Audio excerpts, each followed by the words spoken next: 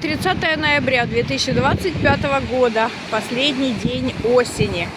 В горах туман, температура воздуха плюс 13, температура воды плюс 14. Но сегодня нет желающих искупаться. Рыбаки есть.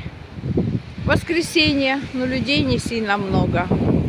Погода пасмурная, но теплая, моросит мелкий дождик.